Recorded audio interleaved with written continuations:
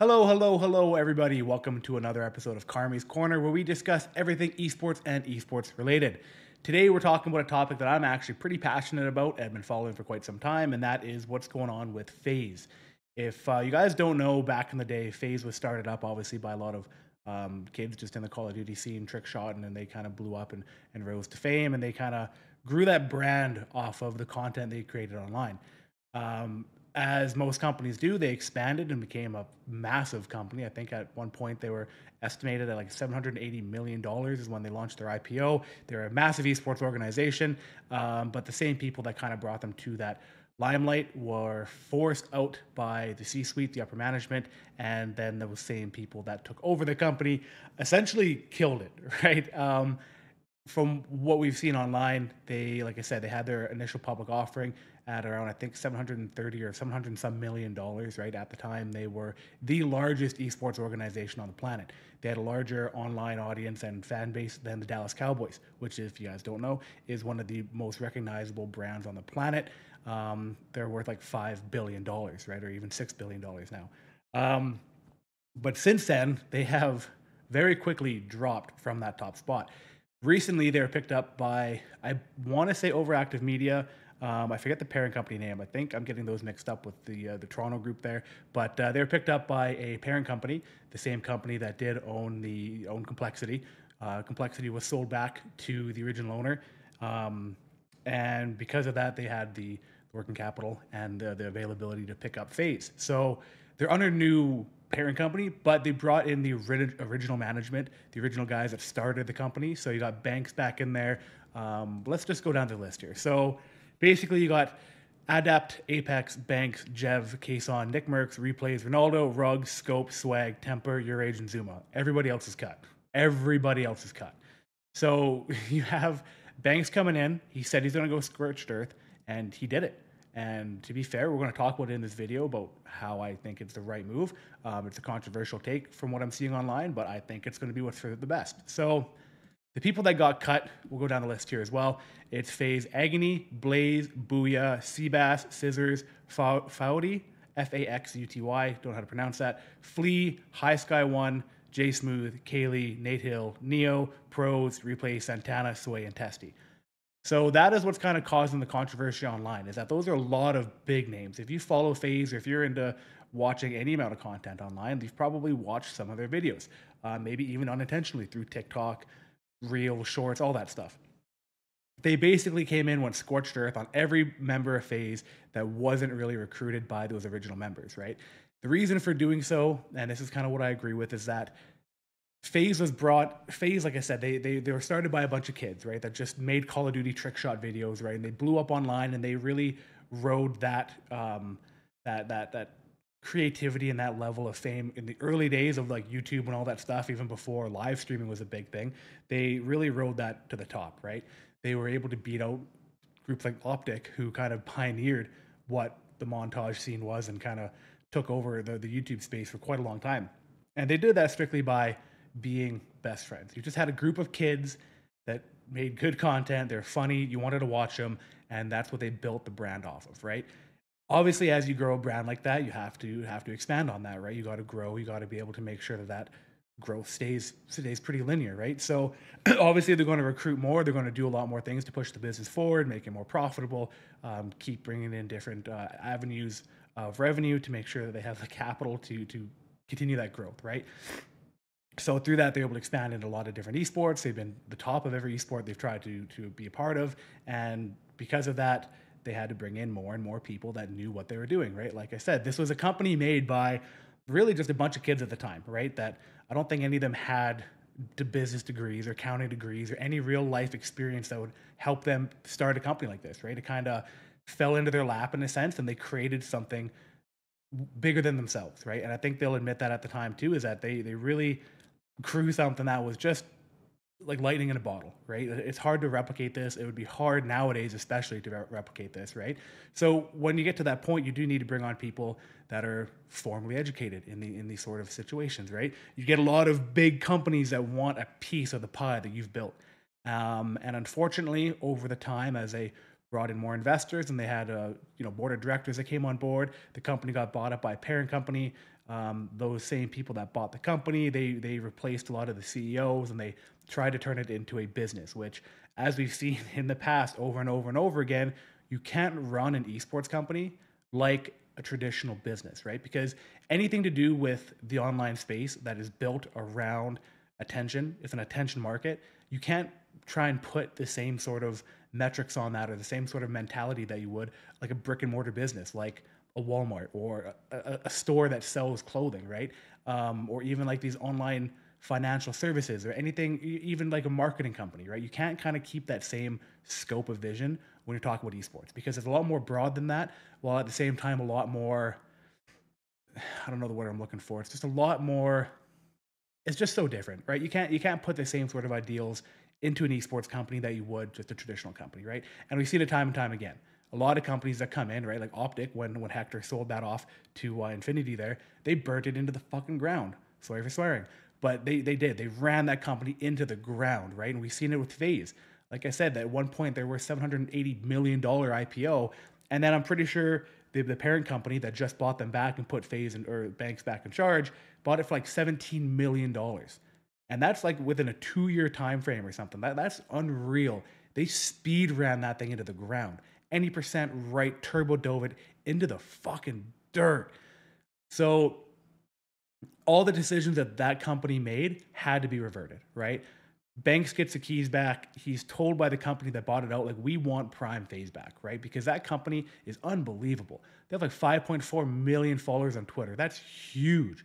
Like the FaZe branding is such a household name that people that don't even really know what gaming or esports is know what FaZe is, right? And that might be due in part to having Snoop Dogg on board for that short period and stuff they've done on from the other people that owned it, right? But for the most part, that came in way after the fact. It was already a household name. It was such a large brand, and they killed it. So bringing back in Banks, bringing back in Apex, bringing back in Adapt, all these guys that really started the company way back in the day. I believe the original members was like Banks, Apex, Swag, Temper.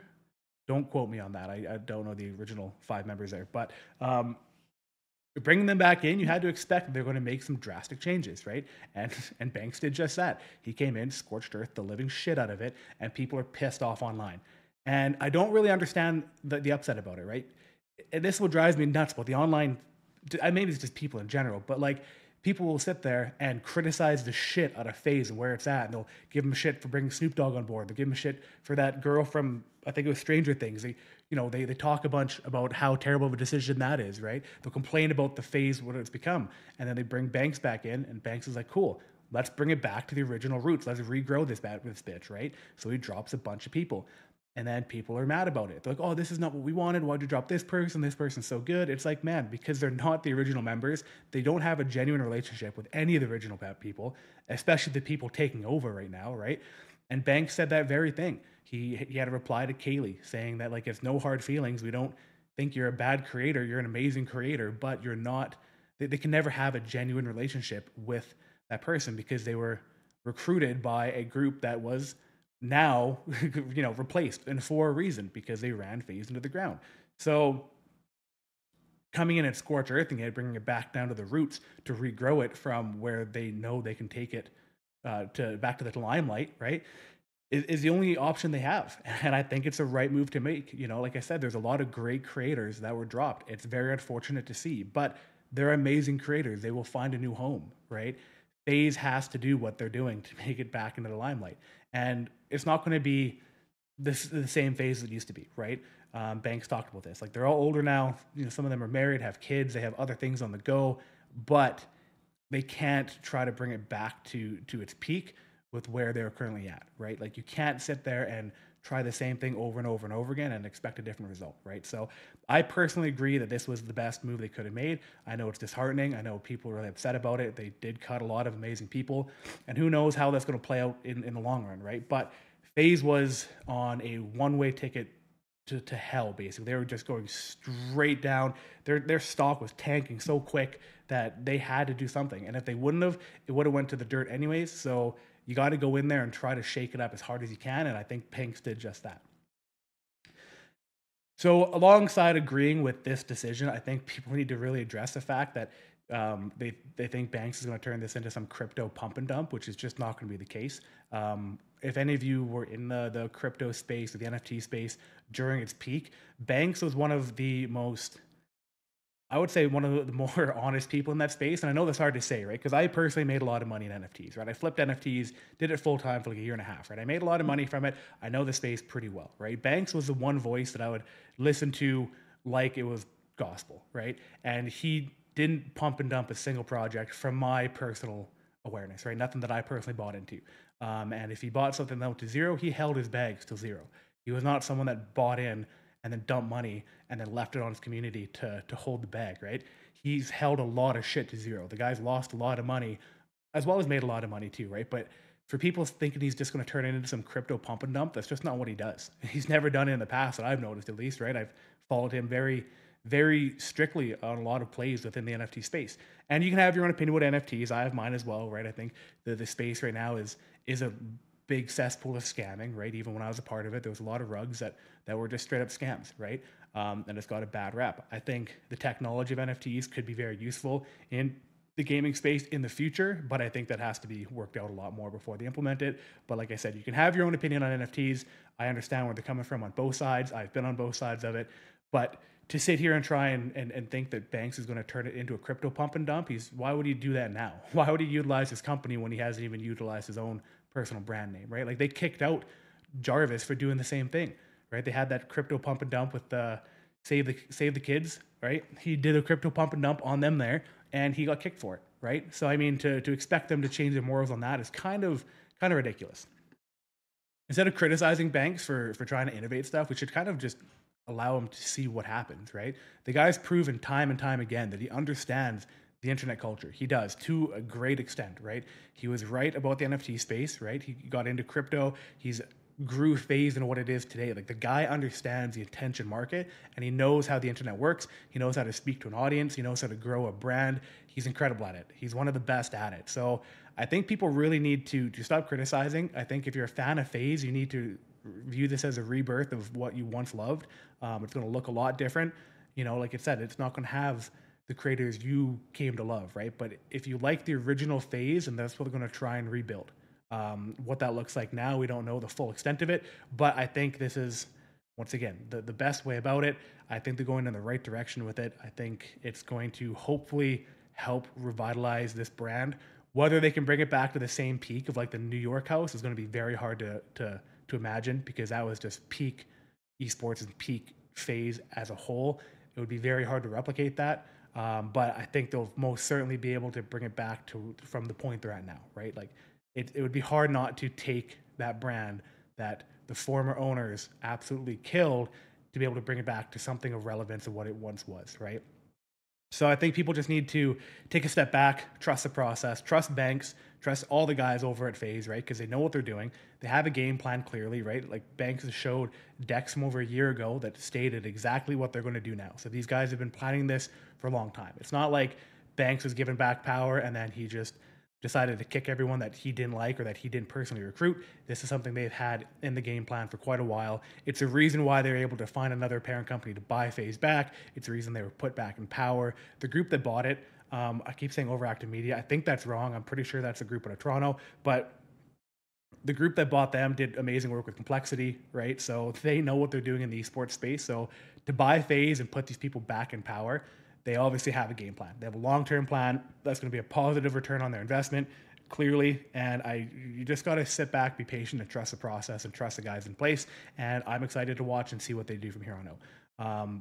They've announced that they're keeping their esports teams. So I know their Counter-Strike team is, I think, the only thing they have going at the moment. The Call of Duty team, I do believe, is a different setup where it's like they're leasing the name to a separate group. So the FaZe Call of Duty team, while it's still a FaZe, is not under the same management. I do believe that's kind of how it's going. So they're not really considered part of FaZe, but they're like in the FaZe clan. But I digress. That's a totally different business side of things. That's hard to wrap your head around sometimes. But if you're a fan of FaZe, guys, just keep being a supporter, right? They need it now more than ever, and I think you'll be happy with what comes down the pipeline. Especially if you're an OG FaZe fan, this is going to bring back the times of old. And once again, just be patient, trust the process, support them like you did before, believe in the guys that are running it. They're not going to use it as a crypto pump and dump to run it into the dirt. And then, yeah, from there, we're just going to have to watch them try to regain their spot back at the top, right?